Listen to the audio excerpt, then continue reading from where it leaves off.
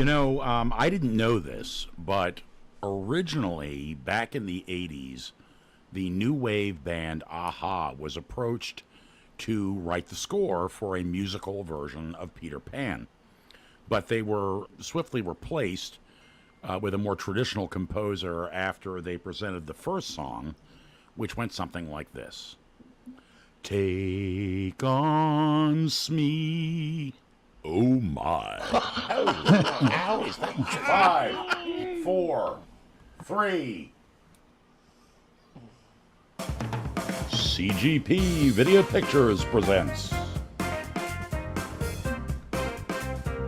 Trek Tonight, Season 2. This week, Strange New Worlds.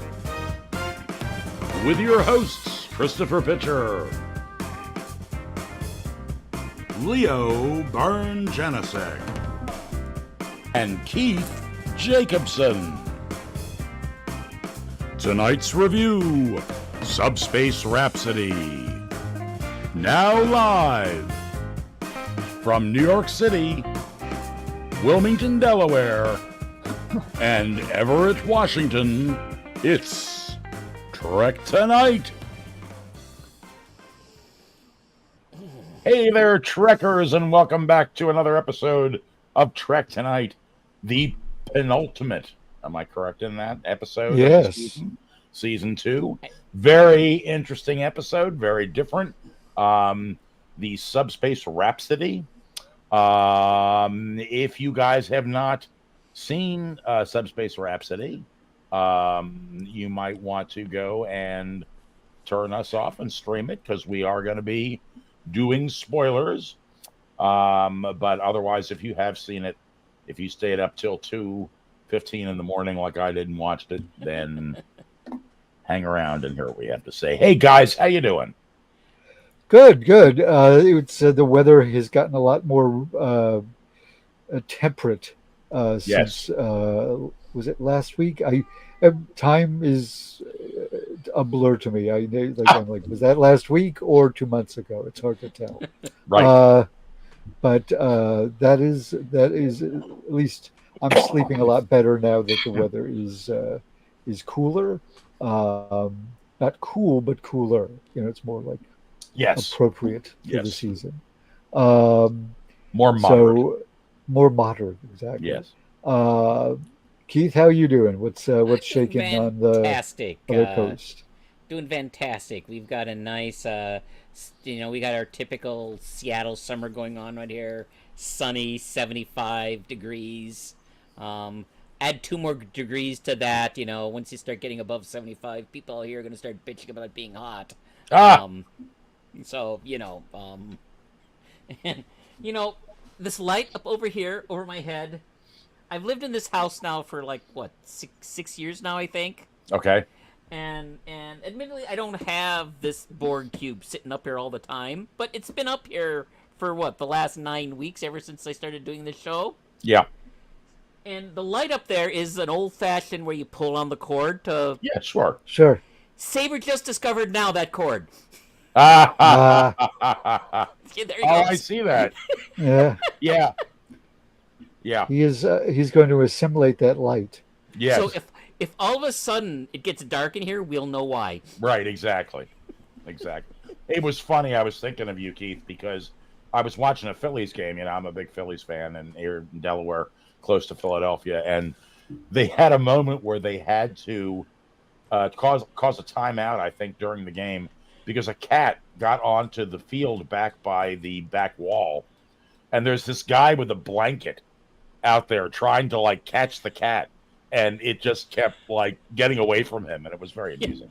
Good luck with that. They had 2 things in that game, that and a woman that slept through the whole game, and they kept cutting to a shot of her there like this, which was pretty funny. Slept, or shall we say had enjoyed too many pre-game beverages? I have no idea, but she was definitely out for the count. Yeah. Hey, Eric Hutz is here. Saber's new favorite toy, he says. Yes. Yes, sir. And we have a thumbs up from Scott Taylor. Thank you, Scott. Thank you, Scott. Thank you, Scott. So, do we want to delve into this sucker? Yeah. We had anticipated. It's funny, when I first saw the promo for this, I thought it was a joke. Like, I didn't, it's like, wait, is that real? But here is a 16:9 version of the poster. It's got that old Hollywood musical poster look. Kind of, I don't know what, 40s or 50s. I would say maybe 50s, I guess, with the Yeah, maybe font 50s. there. I don't know. I don't know. But it certainly recalls old Hollywood, I would say. Yes. So I'll throw it out for first comments, guys. Who wants to go first? I'll go first. Okay. Okay, I'll go first. I really liked this episode. It was really good. It was fun. The songs were good. They did a pretty good job of telling the story with the songs. So all in all, I think it was a very solid, strong episode, and I was really looking forward to this episode. This was a because I do enjoy a good TV musical. And I was fortunate today. I didn't have to work today. So normally I end up watching half the show before work and then the other half the show after work. Right. So like I'm usually coming here, but I actually got time to watch this show a couple of times. I watched my favorite all-time, just because I wanted to compare. I watched my favorite all-time TV musical, Buffy the Vampire Slayers, Once More with Feeling, which is still which I still think is the gold standard of TV show musicals. But this was really good. This was good. I liked it. Good. How about you, Leo? I'm first going to say making things into a musical is not for me like an automatic like thumbs up. Right. I do there are musicals I do like, but I feel like it's just the inclusion of songs doesn't necessarily if they're good songs, it's wonderful, but if they're not great, then it feels like a waste. Right.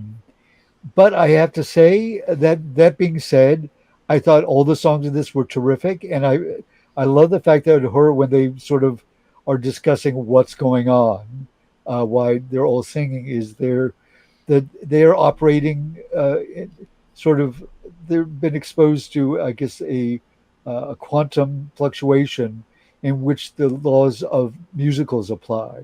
And one of the things about that, and I'm going to shout out my old improv group, the Chainsaw Boys, and in particular our musical director, Mr. Noel Katz, who always taught us that musicals, when you sing in a musical, it's because words are no longer adequate to express your emotions. Something they actually say on this episode. Yeah. So I was very glad that they acknowledged that, because I've been to musicals where it's like, now it's time for a song because we've been talking too long, and right. It's then you like, who cares? I mean, for me, Yeah. But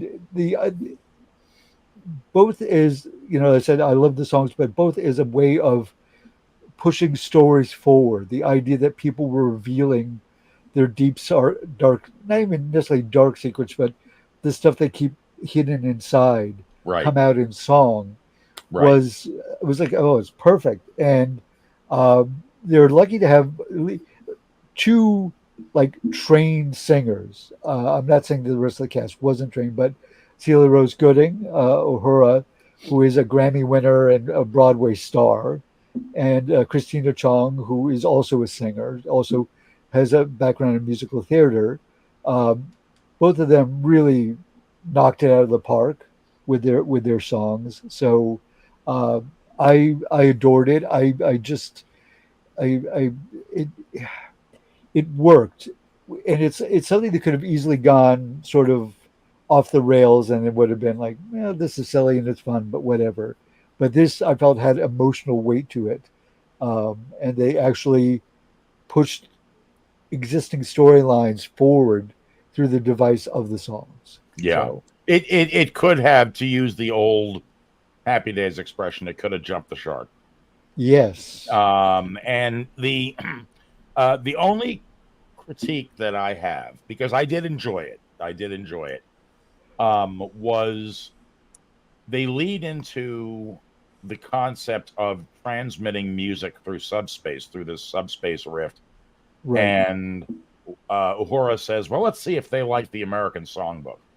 And then you hear a song from, oh, what is it? It's Anything Goes by Cole Anything Porter. Goes, right. So, one, that set me up for the idea that I was expecting the music to be more in that genre than in a pop genre, which is fine. But it just was, oh, okay. That it's, you know, I liked a few of the songs very much, and then there were other ones that felt to me like they were very heavy on explaining what they were trying to talk about rather than being melodic. But that's just me. And I happen to, unlike you guys, I happen to have grown up in musical theater in my family because my family was a theater family and musicals were a big part of that. Although I don't think my mom was ever in a musical as an actress and my dad never wrote one, but they loved musicals.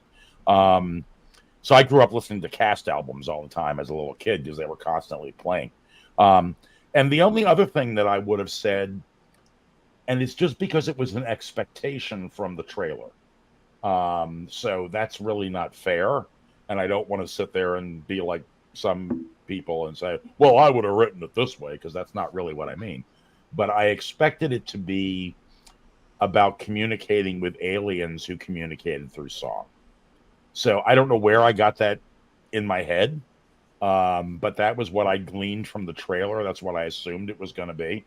So when it just turned out to be some strange thing with a subspace rift and it affected them something in a certain way, I was like, oh, that's interesting. It might have been neater if they were communicating with aliens through music. But other than that, I thought it was really fun. I really enjoyed it. It didn't jump the shark. I think that the fact that they planned it and worked on it for almost the whole season of production. I mean, I understand from an article I read that the cast would come in on weekends to rehearse the dance numbers, that the composer worked with each. One of the reasons you feel as though everybody really hit the musical notes in their pipes well was because the composer specifically worked with each one of them to write within their key and their range. So yeah, you have some who were trained as Broadway singers, or as singers, but then you have other ones that really were made to sound good because the music was custom written for their voice. So it was neat. I really like Jess Bush. I mean, don't get me wrong, Celia Rose Gooding and Ms. Chong, they were fantastic. Don't get me, they were fantastic. Right. Jess Bush was a surprise to me. I really enjoy. I mean, even though I don't think she has anywhere near the range of these other two actresses. Right. There was just a quality to her voice that I really enjoyed. That I didn't even expect. You hear her talking and you hear the voice she has while she's talking, and then she starts singing. And she's got this slightly deeper, husky quality to her voice when she's singing that I fell in love with that. Yeah. Well, she had what we would call the showstopper number. And I thought it was really quite good, although I was caught up in feeling bad for Spock. So was rough. Here you've got this big jazzy Chicago style, I'm gonna bust out and this is my time kind of a song. But you're sitting there feeling like, oh my God, Spock's getting broken up with through song. And how sad is that, especially since, which you hear in the what I think I got from his number later, the idea that he was trying to explore his human side mostly because of her. And when she breaks up with him in a musical number, he's basically like, fuck it, I've been doing the wrong thing. I think there's that. Powerful. It was. I mean, clearly they've been having difficulty. This is an abbreviated season compared to old TV, which was like 26 episodes. Right. But it was like at the end because you realize through this whole thing Spock's not in it, like he's not singing, he's not part of it, and then when it ends he just looks you everybody they focus in on him and he just like walks out of the room, Yeah. which was because what else can you do? um, but that being said, I did love the song and I did love watching Sam Kirk dance away. Uh, he's that actor seemed to be enjoying himself inordinately. He Yes. was having a ball. Yeah. Everybody looked like they were having a ball, but he looked like he was having almost the most fun of all of them. Yeah. I agree. Uh, and Yeah. there were some nice sibling rivalry scenes with him in Kirk, Yeah. who is in this as well. Also, another great singer. Um, Yeah. but they had like the instruction song and the desire song, and Right. like all these sort of tropes from musicals, and it's funny because like going back to my improv, we used to do a lot of musical forms, and even though I could not sing, um, and I was made to sing every week because we would always end and start with a musical number, and I could sort of fake the opening and closing ones because I could sort of talk sing my way. But we would also do a "Can you sing this" sort of form where somebody would host it and we would get a subject and a style of music to sing. Um, Yeah. and every time I had to do it, it was basically like having a panic attack. Um, so, but I did it. But of course, that was improvised and it was over and it was done. I like to think if they had a musical director who could, you know, work with me, I might have been able to have a song on the show were I on the show as a regular, which Right. are two big ifs. Um, but I like the fact that they did. It's like as much as I am not like musicals. Not like I said, it's not like oh I'm in if it's a Yeah. musical. Um, but I know enough about them to to recognize they did a good job of building this musical. Um, and I love the fact that the opening credits were sung, sort of a Yes. cappella I noticed style. that too. That was Yes. fantastic. Yeah, that was Yeah, that it. was great. That was great. I'd almost forgot to bring that up. I appreciate So, that. Yeah, so that was cool. what was I Um, going to say? Something about. Oh, I was going to say. So one regarding Spock and Chapel, we knew that they were going to eventually break up. I mean that, unless they're just going to completely throw canon out the door, we knew they were going to eventually break up.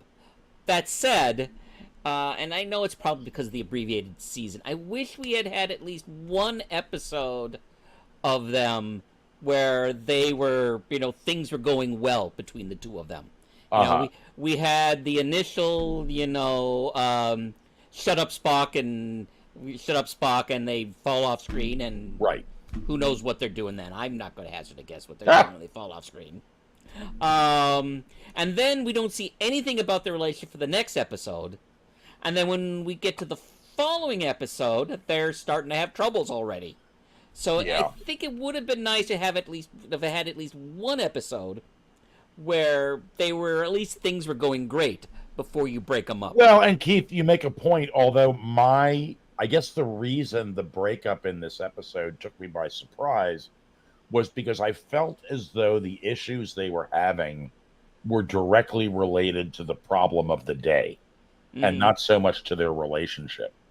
So when in last week's episode where Chapel was having a lot of different things that stressed her and Spock was like, "Well, I'll you just want me to leave you alone."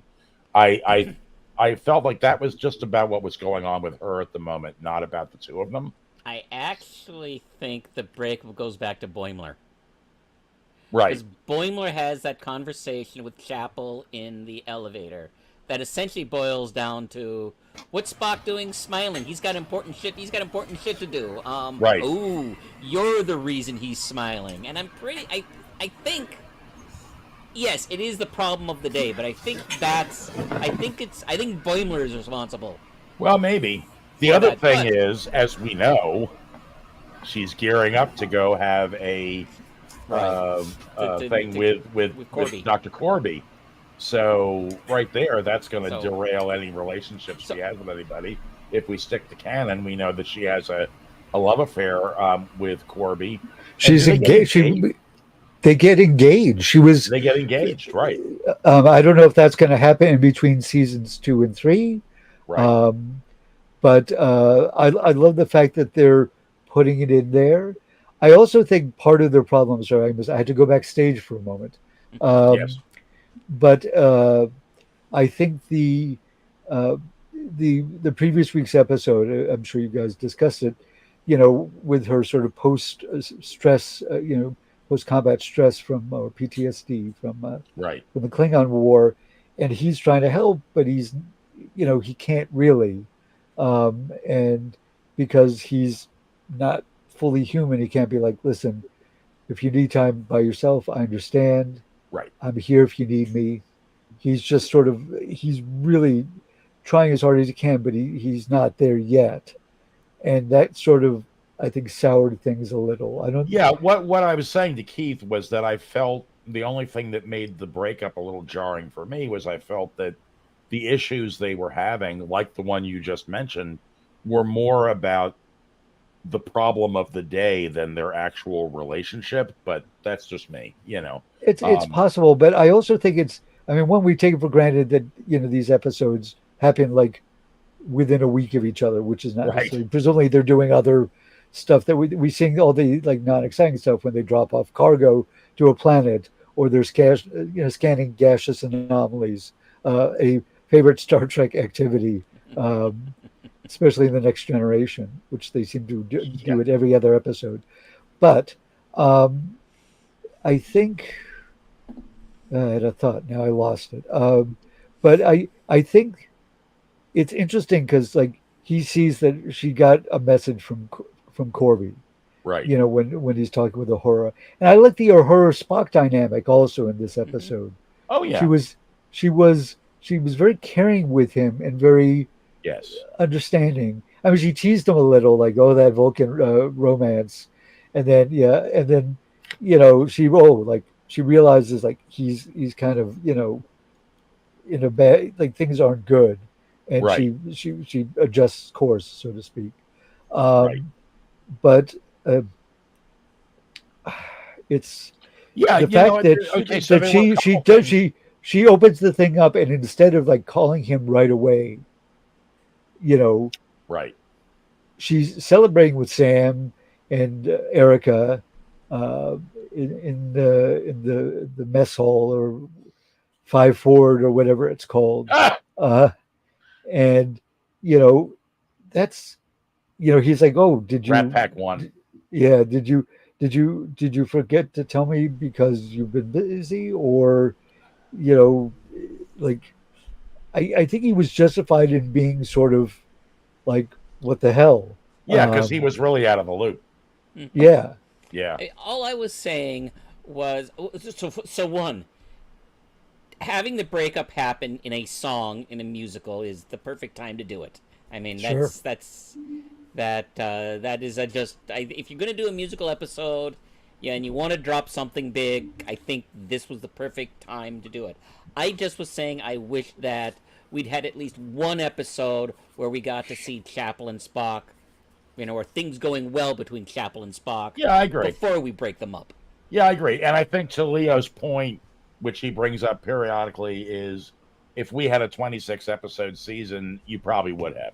Right, and You know, you're right. It's yeah, but yeah, I agree with you there a little bit, Keith, because I was very excited to see them get together actually. But Yeah, me too. yeah, I even though I knew it was a doomed relationship if we were going to stick to canon, I really was shipping Spock Chapel. So yeah, I mean, yeah. Just So we also had another thing that they dropped, which was canon, and that was uh, I'm going to show a picture of this. Well, that's actually not the one I wanted. Where is he? but it's a cool. There he is. There he is. But where Kirk refers to being in a relationship with someone named Carol and that she's pregnant. Yeah, yeah, that And was great. I read another article where they said, "Did you do the math on that?" And they said, "Yeah, actually, we did." So I guess the time frame was just right for her to have just gotten pregnant and for David to grow up to be the age he would be in Wrath of Khan. Yeah. So I like that. I also like the it's sort of interesting. You're looking at people's behavior. Like Kirk in the last episode, he's always like a little flirtatious. That might be his default setting. Right. Um, but he's like says comes on board. He's like, oh, Lon, you still owe me that drink. Right. And I do love that we're returning to the number one on friendship, which we haven't seen as much of in the beginning of the season because of Yes. Yes. circumstances. But the fact that she has a great song with her where it's basically like, listen, I kept all these secrets for years myself, and I wish I wasn't so good at it, and maybe it's better to take a chance. Yeah. Yeah. And they she turns off the gravity because why not? And because it's a musical, and having people float around in a room is very cool versus them just Yeah. standing there. So she had Lan also has her create like her very soulful song about like whether about being vulnerable. Uh, she takes out the watch that she Yeah. still had from her her time travel adventure, and it's heartbreaking for her. But Yeah. I'm glad they sort of she I don't say she took her shot, but she did express her emotions. And he's Yeah. like, listen, I feel a connect. I feel the same thing too, but circumstances I aren't. love the way they handled that in the sense that she starts to talk. Kirk knows exactly where Yeah, she's going, sort of, with this, and he's like, "Wait a minute, are we breaking a rule here?" Like he knows she's telling him something that she shouldn't. yeah, Um, and the idea that he felt a connection to her too in some way was very cool. It's yeah, one of those wobbly dobbly, timey wimey things that I know drives Keith nuts sometimes, but it was kind of fun. I liked it. I liked that whole scene, and it did take me by surprise. The business about, well, I'm in a relationship with Carol, even though it's problematic. well, I yeah, don't. because he's like kind of this, like it's sort of I'm in a relationship that isn't always happening, but it's happening now, and Right. she's pregnant. So Yeah. um, I like that. In on the Ready Room, which I watched earlier today, uh, Will Wheaton had postulated that maybe Kirk had because of his affection for Lon, which is why he rather than send Khan off to like a Federation penal colony or let drop him off at a starbase and let them sort him out, that he Right. gave him this like chance is out That's of interesting. and it could be, I mean, listen, I'm glad that they're taking big swings on the show. Yeah, me too. The Yeah, reason I'm laughing is that's because I that. woke up. I woke up first thing this morning, and all the children were in the breakfast room with the friggin' TV on, and I can't have that first cup of coffee and have noise. I just want to Yeah, ease into my day. So I come into my office, I come in here, and I think, oh, let me see what Will Wheaton had to say on the episode. And he starts singing the Red Alert. And I was like, nope, I'm not doing it. And I didn't end up getting to watch it. I'm like, sorry, Will, it's not listening to you sing it at was it was a 8 o'clock good in the one, morning. Yeah. and they do a segment on the costumes that they've been doing this season, and there's some beautiful costumes. Speaking of Yeah. which, let's talk about the K-pop, which is Klingon pop segment. Um, yeah, there they are in their very Oh, glitzy gold and black outfits. By the way, that is placed that the lead Klingon is played by Bruce Horak, who was Hammer.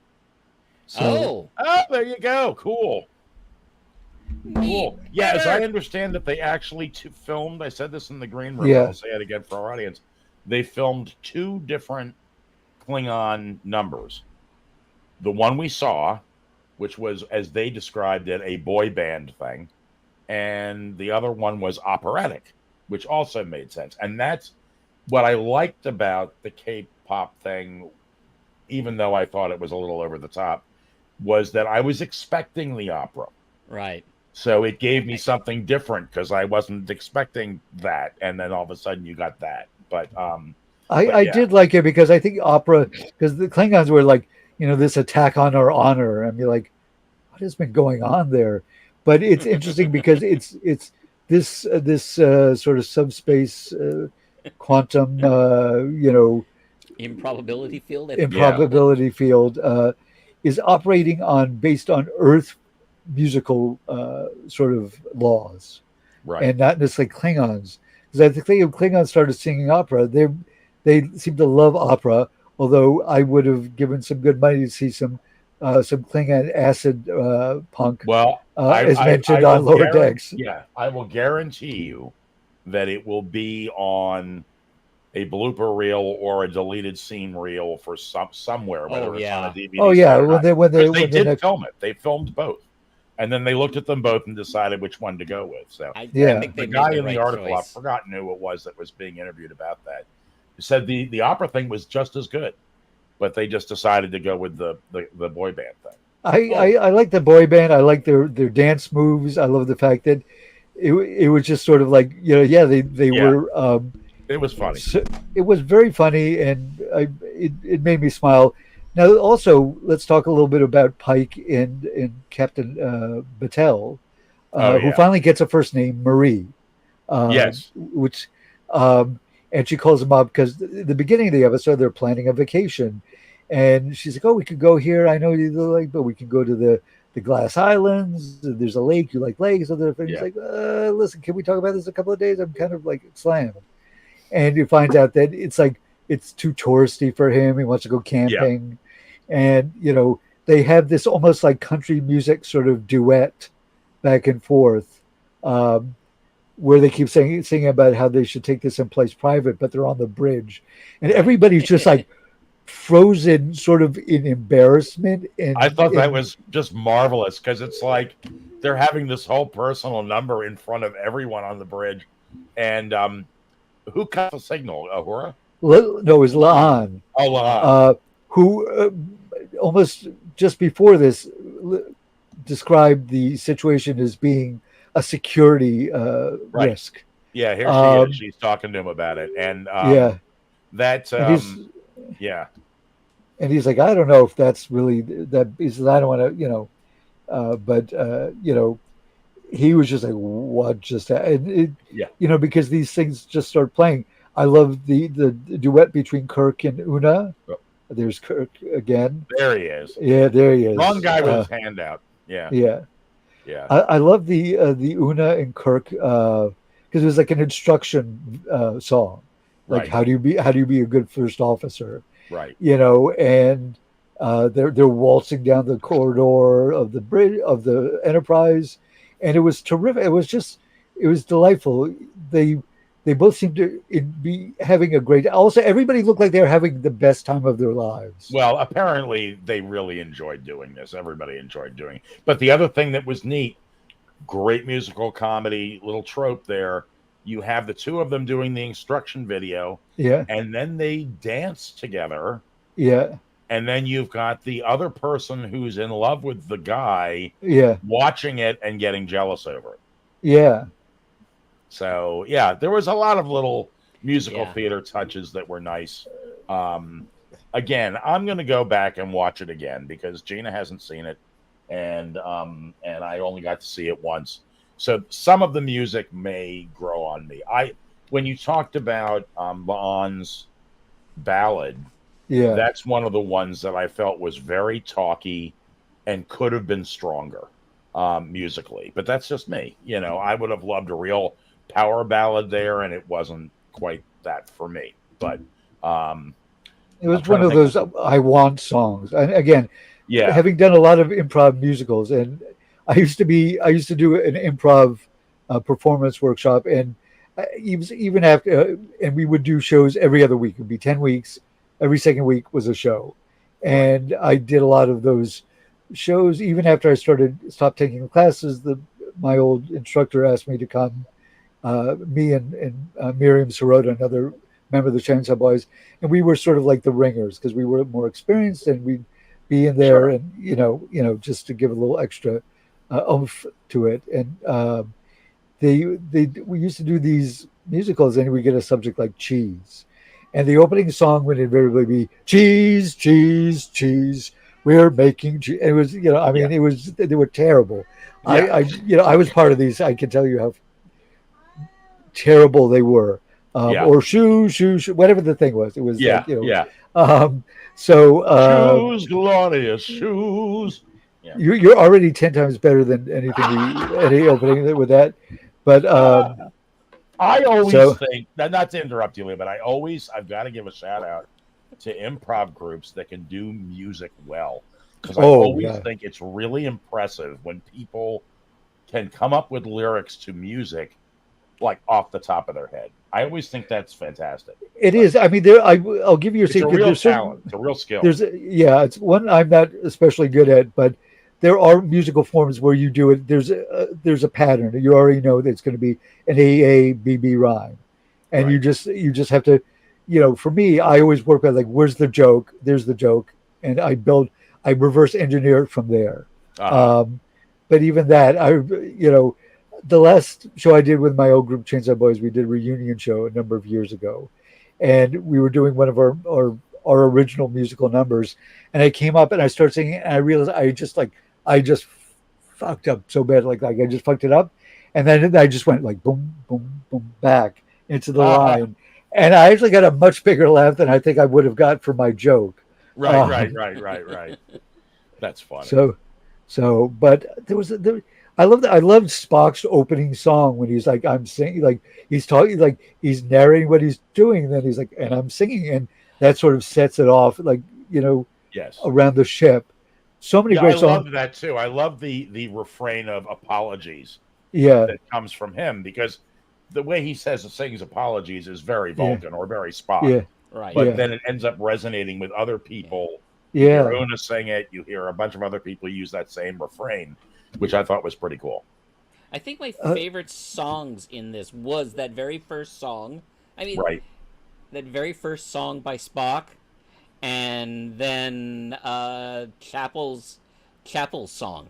I thought that, even though it took you by surprise that it was her breaking up. Oh yeah. It didn't surprise me that it was the breakup song. It just surprised me that it was happening so soon. Well, and here's my thing in their relationship. We've already discussed that. Yeah. Here's my thing. The just to jump back to what you just said, the reason that it got to me is because usually the showstopper is a big happy moment in a musical. Like, for example, Guys and Dolls, Sit Down, You're Rockin' the Boat is a big up showstopper number that gets everybody excited before you go to intermission, and so it's usually an upbeat song. And while this was upbeat, it was also, breaking somebody's heart at the same time. So it was a odd thing, but it was a great number. I mean, it really was a great number. Going back to Keith's mention of Once More Worth Feeling, which was the musical episode of Buffy the Vampire Slayer. Right. And in that, a demon had been released by actually one of the characters who thought, like, everybody seemed so sad. I thought it would be fun if we all sang. But the thing is about, like, musicals, as we discussed, it's everything that's been bubbling, away inside you starts pouring out. Right. And sometimes unfortunate things you'd rather not reveal are revealed because of songs. Yeah. So like the whole thing with Uhura and being alone. Yeah. Her song was great. I mean, again, she's got. I loved her song. Yeah. I got questions. Yes. Okay. So sure. Go ahead. So and it actually, you, Chris. Yeah. Specifically you, since you're the one who used the phrase showstopper. Right. So now, understand for a moment. I'm a bus driver. I play games for fun. I watch Star Trek on TV. I think of, when I hear the phrase showstopper, right, what I think of is the final song in the show, like the grand finale. But you just said something that makes me think it is not the grand finale. No. So what is a showstopper? Okay, showstopper is usually like I made the joke. It's usually midway through the show. It's usually performed by a secondary character, not the lead. So it will be somebody like in Guys and Dolls, for example. Sit Down, You're Rocking the Boat is not a Sky Masterson song or a Nathan Detroit song. It's nicely. nicely. It's one of the Gamblers, and it's just a big happy dance number, and it's usually positioned, or at least in classical musical theater. If I'm wrong, somebody in the audience tell me. But my understanding is it's usually positioned right before intermission. Yes. So, what if you are doing a form that does not have an intermission, like, say, a TV show? Well, then it would still be in the mid portion of the show. Because it's supposed to, it's what it's supposed to do is it's supposed to get you up and excited because you've been hearing a lot of the interpersonal songs about how I wish my life was this and how I... Okay, excellent example. You want to hear what the showstopper was? Beauty and the Beast. Gaston is the showstopper. Okay, you've heard all the other songs about the torment and torture and the people that... I mean, Beauty and the Beast is classic because it opens with that scene of all the people in the village, you know, singing about what it's like to be in their town, which is like classic musical theater, you know, that it opens that way. But yeah, so Gaston is the big showstopper because it's a big stomping number that is funny and fun and lighthearted and everything else right before you have to go back into the drama. So, okay. But you're right. I mean, the finale is a whole different thing, and the finale I thought was great. You know? I mean, I really loved that piece of music. I really thought it was good, and the very ending where they've solved the problem, but Ahora's doing something and she's humming to herself, and they're all like Pike looks over at her like everybody looks like, oh no, is it starting again? She's like, oh yeah. Sorry, earworm. One of the things I also loved was after they finished their big showstopper, and they get, because everybody in the crew has to sing in order to generate enough, you know, platium to close this rift, which is fine. I'm not knocking this. I think it's a perfectly cromulent solution. Is when they all finish and then people are hugging and they're laughing, they start playing the Star Trek theme almost like it's sort of like, you know, like the art, like the original like classic version, you know, but in a way that, like, sometimes after a musical, after it ends and everybody's taking their bow and they're playing to sort of get the audience sort of, you know, it was moving. Just and I love that, and it was those little touches that I loved. And as I mentioned off camera before we started, the idea that then as the end credits rolled, they had the typical medley of all the songs. Yeah, you would whistle the tune as you walk out the door and go out and buy the soundtrack. You know, but yeah, no, they really did hit a lot of marks that were really pretty cool. On a visual note, I think we talked about this before the show. I loved this typical shot of the Jeffries tube. Leave it up there for a minute. Just look at that thing of beauty. You got the reds and the yellows. Oh yeah. And it's I mean, it really is classic. It looks just like the Jeffries tube. The rungs. Now, of course, in the show they replaced those rungs with. In the original show, they had those sort of weird little steps. But it's. I don't think the original steps were OSHA approved. They look very, very like real easy to slap off those. Yeah. Not ADA compliant. Yeah. I can easily imagine little electrical bolts going across, making someone feel like there's 1,000 ants crawling over their body. Right. Well, we have yet. I don't think we have yet a scene with the Enterprise's engineer solving the problem of the day in the Jeffries tube. Not yet. We need one of those. Yeah, we need one of those. And I mean, it is to sort of jump a little ahead. Next week, the season finale. Yes. Episode 10.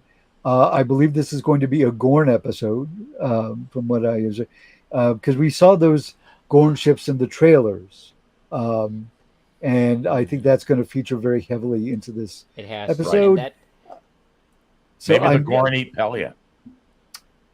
be nice. hold on. That actually reminded me Yes. of something that I thought that I noticed on my second watch through. Patel. I think I might be wrong, Yeah. but I don't think Patel is long for this universe. Batel. It's with a Patel. B. I thought it was It's Patel. it's Batel. Patel. I Okay. know. Anyway, I don't think she's long for this universe. Why do you say that, Keith? Why is that a prediction? So they're talking about the vacation, and then they said, well, I've got this priority 1 mission. Ooh, that sounds important. But we will discuss this vacation when I get. We will discuss this vacation when I get back from this priority 1 Oof. mission. I Yes. don't think she's coming back from this priority 1 mission. You I might think be the right. Gorn are going to kill her. It's entirely possible. And I didn't catch that on my first watch through. On my second watch through, I really went, ooh. Interesting. This sounds like this doesn't sound good. This sounds like some really bad foreshadowing to me. Yeah, and I've got to tell you why it would make sense on a canonical level is that he's unfettered, especially after he gets put in the box. I mean, there's nobody there, a love of his life hovering over him or trying to care for him or any of that stuff later on. So, yeah. And it's interesting. That's an interesting observation, Keith. I appreciate that. That's good. I hope you're wrong because I like the character. I would like to see more from her, but we will see. I think there's peril aplenty next week. Yes, I think so too. So like I say, I'm hoping I'm wrong, but all of a sudden I'm thinking back on that and going, "Oh crap! Yeah, she's not coming back. They're never going to get and I will vacation." I will say, guys, I know I make a lot of fun at poor Pelia's expense, but I enjoyed her in this episode. I was going to ask I know you she about wasn't that. in very much of it. Maybe that's why. but the scenes she had, I liked. I liked the scene with her and Spock and Uhura. I thought that was kind of cool. And I don't think she never got any song numbers. She was in them. She was in them, but she never got a solo. We never got to hear a focus on her. She was basically doing the Leo Genesik method of being in the chorus. Essentially. Yeah, Yes. I don't really think unless we see a super big involvement with her character in the season finale, she didn't have the role that say Hemmer did. No, she did not. So it just was. I think they got her, and they thought it was fun, and they thought she created a interesting character, and had some quirky stuff. But I don't get the impression they really wanted to develop her into. They a never huge... really. Well, go ahead. I will say, because she dropped the whole thing that she was friends with Spock's mom, and that Spock's mom was the first one she told about her her heritage, being a Lanthanite. I expect that we will see that. I think she's coming back next season in the way that she was in this season, where she's not in every episode. She pops in and out, much like Hemmer did. Hemmer was not in every episode. I think he was in more episodes than she was. But I think again, this is let's hope they can resolve the strike. So everybody gets their share of the pie. But I imagine their share of the rocks pie. Yes. Whatever. No, go ahead, Leo. I think that she might come back next season as Pelia, but again, she won't be a regular, but she'll be a reoccurring guest star. Yeah, you may be right. I mean, I do think that the character of Hemmer was a little more integral to the plot. Yes. In the sense that he was his relationship with Uhura was what prompted her to decide to stay. He helped her, as we know from the season, because they've cut back to it, and he had a dramatic death, which they planned from the beginning. Yeah. So yeah, I don't know, but I mean, that being we'll said, see. I've not heard anything yay or nay about next season. I So haven't either. Yeah. Let's see. We have 10 minutes left of the show, guys. I'm trying to think if there's anything we didn't cover with this besides going out with song, which I don't think we're going to. no. Um, I uh, do want to. I realize this is a Star Trek show, but I do want to encourage people who haven't seen Once More with Feeling, Buffy the right. Vampire Slayer, season 6, episode 7, I believe. Pike agrees. Yeah, I do want to encourage people who haven't seen that to really to watch it, because when Sure. it comes to a musical episode done on TV, this was good. Don't get me wrong. I don't Oh want to yeah. take any shade. I'm not casting any shade on this show. This was a good show. I enjoyed it. Yep. If I were going to give it Vulcan salutes, this episode would have 4.5 Vulcan salutes from me. Do we still have those? Yeah, we do. I know you do because I saw them. I saw them episode. Yeah. So for me, it's 4.5. For me, it's 4.5. 4.5 Vulcan salutes. Right. But that said, Once More with Feeling is by far the best one ever done. Cool. The way the songs are amazing. The way they tell the story through song is fantastic. Even to the point of bringing back recurring musical themes throughout. Right. For instance, there is the song "I'm Under Your Spell." When the first time you hear "I'm Under Your Spell," it's a nice, pleasant love song. Right. The second time you hear a reprise of that a little bit later in the show, Yeah. and all of a sudden, with just a few tweaks of the lyrics, Right. it's no longer a pleasant love song. It's now an "oh my god, this is a fucked up relationship" song. Yeah. And you are right, Keith. That is classic musical theater to have that reprise come back, but have it have a different tone and a different meaning. Yes. Let's think of the show Gypsy, and the first time you hear the little girl singing "Let Me Entertain You," and she's like a little cute thing singing it, and then when she comes back as a stripper, she does the same song with a totally different tone. So yeah, it's classic. You're right. It's classic. And there's other things like that. There's this other song where there's like 4 different parts going on at the same time, that all end up merging by the time you get to the end. This was a good show. Don't get again. But Once More with Feeling is, I think, by far, even for someone like me, who while I enjoy musicals, I don't know anywhere near as much about them as say you two do. But I could tell watching this was, oh my god, they're doing some complicated shit in this thing, and it is. Yeah, see that it kind is of good. counterpoint. I agree with you, Keith. I love that when it's done. It's done an awful lot by Stephen Sondheim, for example, and it's very powerful when it's done really, really well. So I'm going to go back and watch that episode you're talking about, because I may have seen it, but I watched Buffy I don't know how long ago. So I don't remember it if I didn't see it, but definitely that's a great recommendation. I'd love to see that. I kind of feel like, did Supernatural do a musical number? I don't know. They might have. I've only watched part of the first season. I've never okay. It was a show that I felt like I should have really liked, and I didn't dislike it. I just, when sort of they lost went track. and did their special episodes where there was a gimmick or a theme to it or something like that, like the one that has Stashwick in it where he's playing a vampire. I loved the show when it had a sense of humor or it was doing a genre take. I loved it. Other times it just, to me, took itself a little too seriously, so I wasn't a super fan. My wife loves it. But they used to do some great high concept episodes.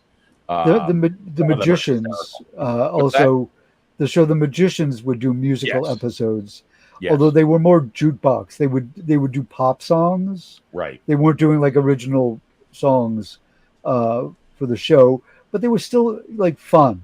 Yeah, I think the Like show Glee did some musical numbers. I don't know.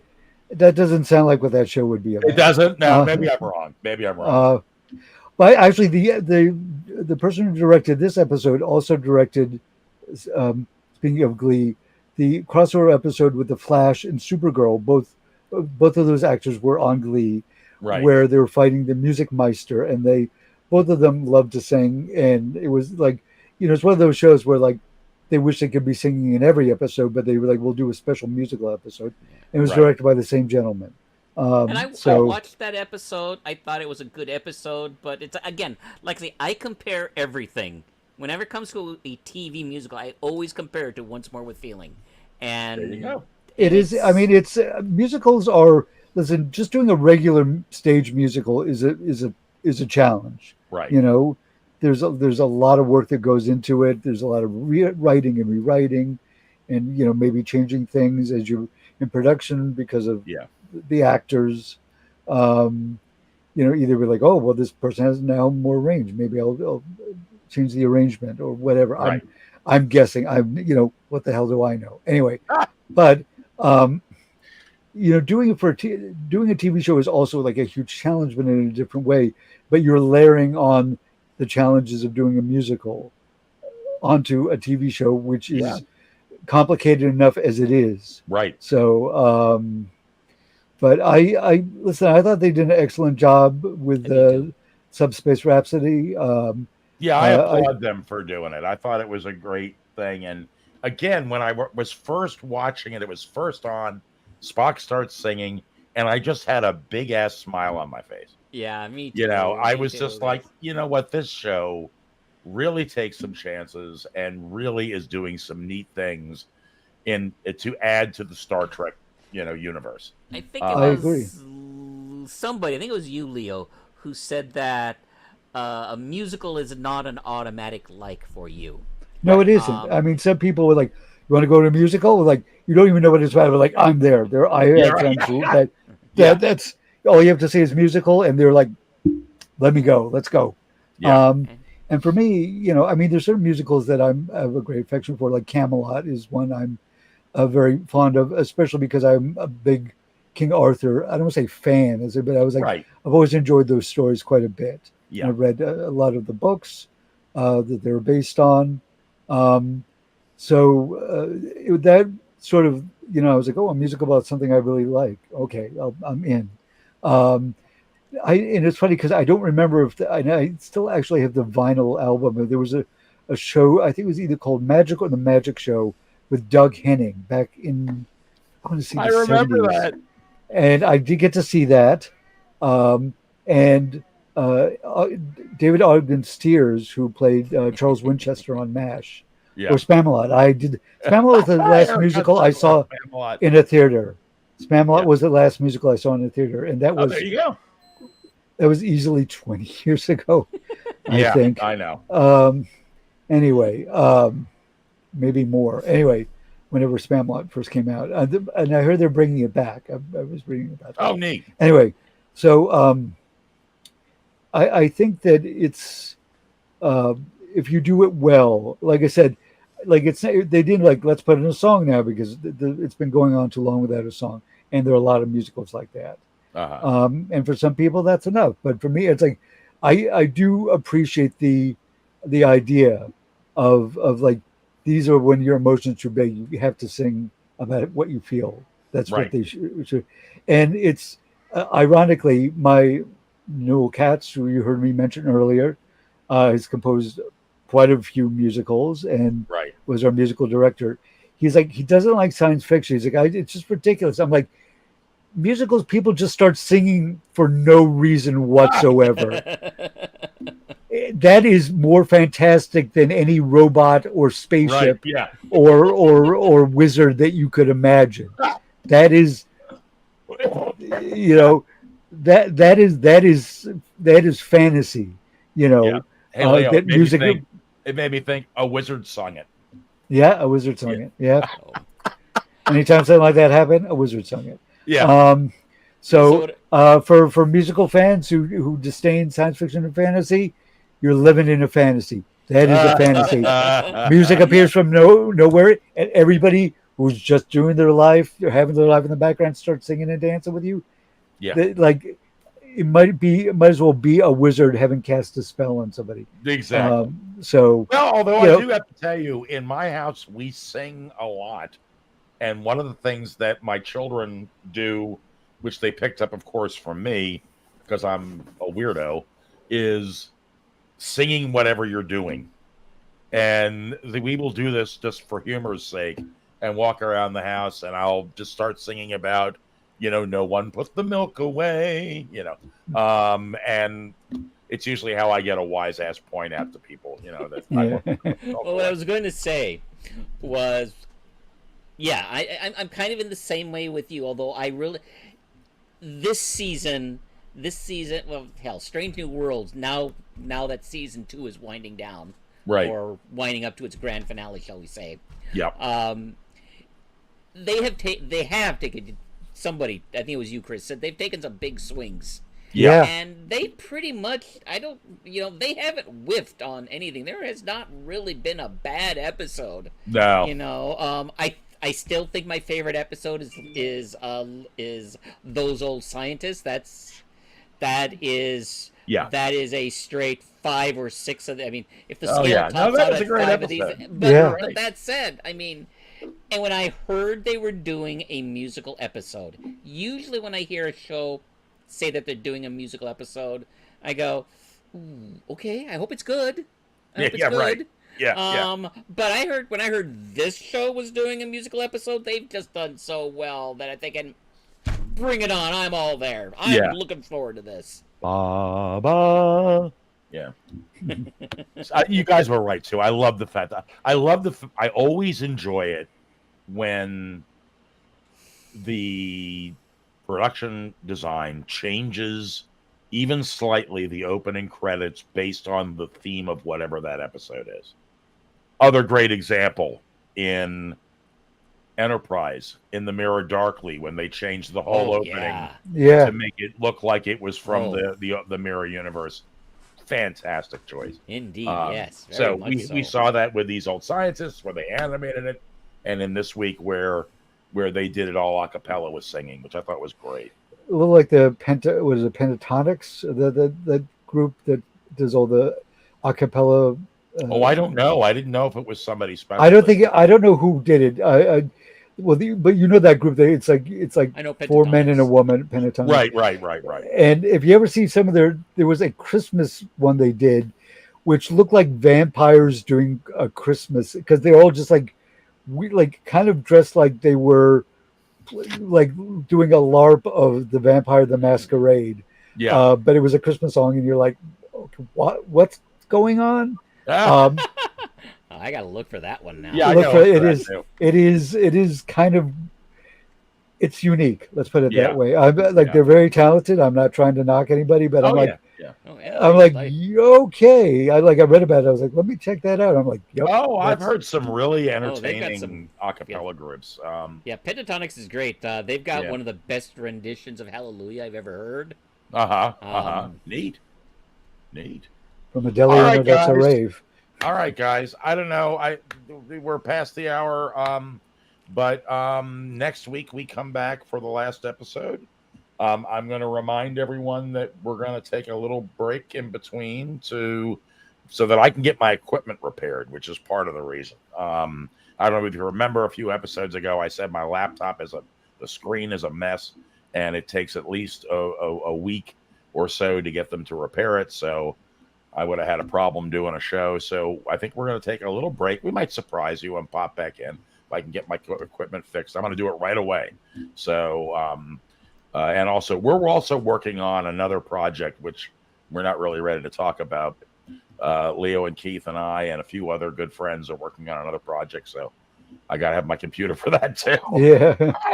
But at any rate, so we're going to take a little break in between this, and then we'll come back strong Yeah. with Lower Decks, which I'm really looking forward to. I am too. I do adore.